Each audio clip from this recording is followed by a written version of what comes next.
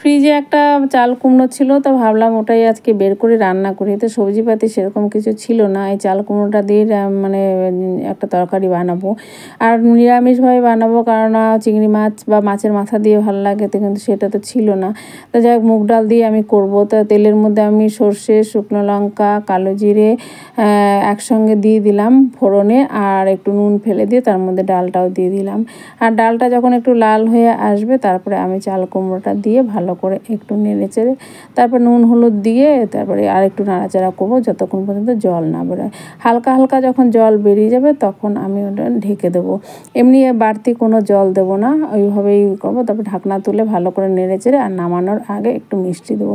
এই তরকারিটা সত্যি খুব ভালো লাগে খেতে, ভাতও দিয়ে ভালো লাগে, আবার রুটি দিয়েও আমাদের ঘরে খায় সবাই, মেয়েরাও খায়।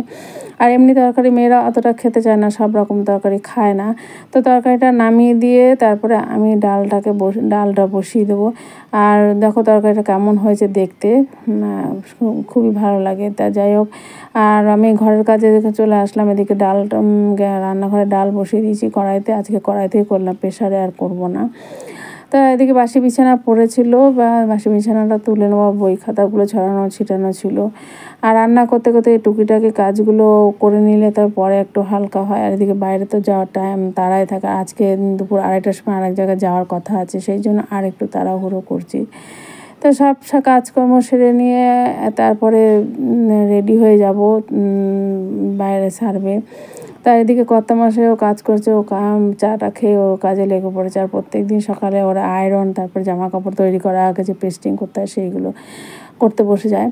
আর এই যে 2:30টার সময় আমরা বেরিয়েছি সবাই হই হুল্লোড় করতে করতে, আর ফিরে আসবো বিকেল 5:30 6টা বাজবে ফিরতে ফিরতে। আর বিকেলে যখন বাড়ি ফিরলাম, দেখলাম ট্যাঙ্কি ভর্তি জল পড়ছে, তারপরে গামলায় জলগুলো ভরে নিলাম। তো চলো, টাটা বাই।